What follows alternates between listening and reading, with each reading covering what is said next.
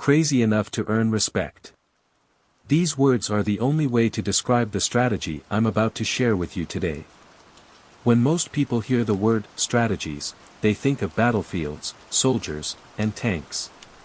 However, strategies are something we need in business, relationships, time management, and everything else in life. Today, I will teach you 3 strategies, each of which will elevate you to a new level, and each one will be more important than the previous one. Let's start with the strategy 1 mentioned at the beginning of the video. Strategy number 1, crazy enough to earn respect. This strategy states that the best way to counter enemies is to prevent them from attacking you in the first place. To achieve this, you need to create an impression that you are stronger than they imagine. Build a reputation that suggests you have a bit of madness, that fighting you is a bad idea and that, at worst, you won't go down without taking your enemies with you. You need to create this reputation and reinforce it with bold and impactful actions. Because, my friend, uncertainty is more powerful than direct threats. If your enemies don't know the consequences of messing with you, they won't risk finding out. In short, you must exploit people's fears and instincts to make them think twice before acting against you. 5 methods of deterrence and intimidation. In life, we inevitably encounter people who are stronger and more aggressive than us. If you fight them, you will likely lose, or the cost will be too high. If you surrender, you give them exactly what they want, an easy victory. These people won't know whether you are weak or strong. For example, when Mao Zedong was an emerging figure in the Chinese Communist Party, a war broke out between the communists and nationalists. Mao couldn't directly confront the nationalists, who had superior numbers and resources. Instead, he waged guerrilla warfare, inflicting significant damage.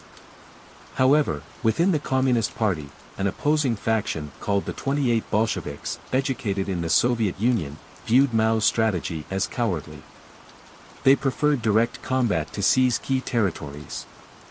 This group gradually stripped Mao of his political power and placed him under house arrest. Many of Mao's supporters were confused. Why was he not reacting? Why wasn't he gathering allies or publishing articles to defend himself? Had the 28 Bolsheviks been right all along? Was Mao just a coward? Then, the nationalists launched a massive campaign to eliminate the communists.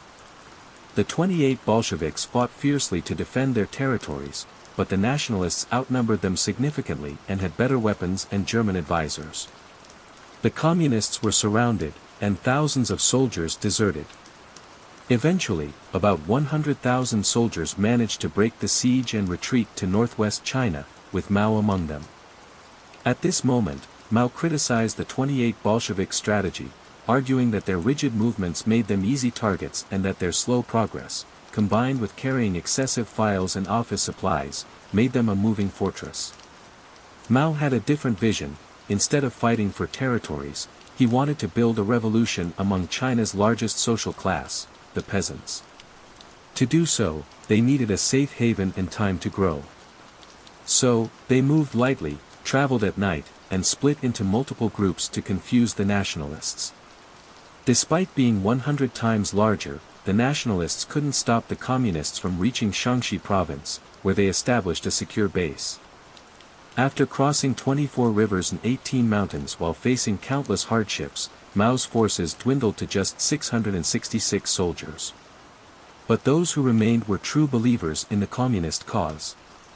From this hardcore base, the party rebuilt itself, eventually defeating the nationalists in 1949 and driving them out of China. Strategy number 2, lose battles, win the war. Everyone around you is a strategist. Each person is trying to gain power and advance their interests, often at your expense. Engaging in daily battles with these people will blind you from the only thing that truly matters, winning in the end. That's why you must focus on your ultimate goal and plan how to reach it, instead of getting caught up in petty conflicts driven by emotions.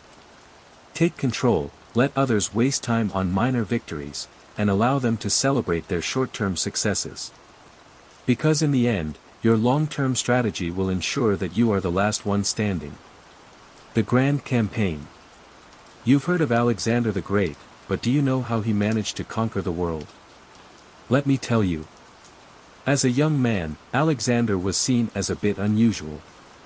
He loved masculine pursuits like horse riding and warfare, but he also had a deep appreciation for philosophy and literature.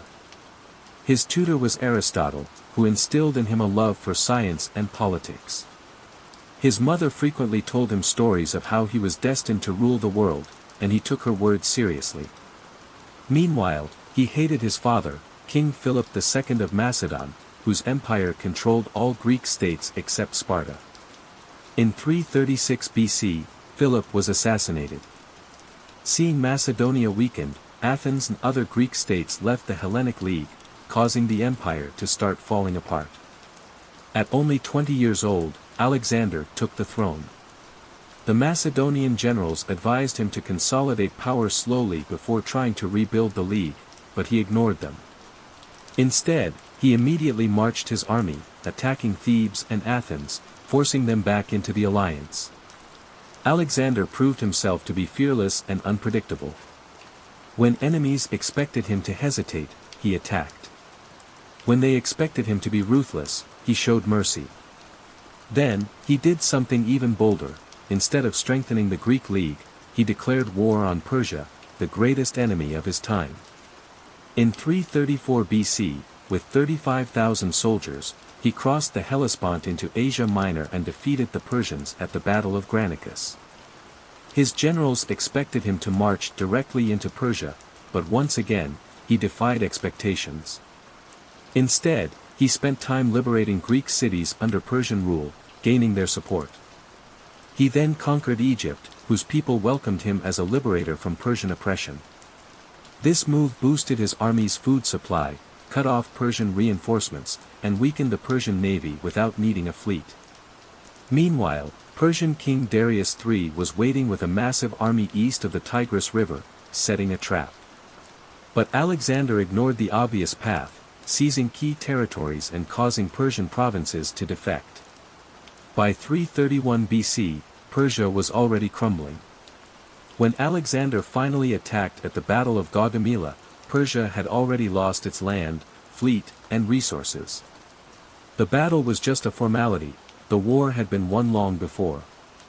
Alexander continued this strategy until he ruled most of the known world.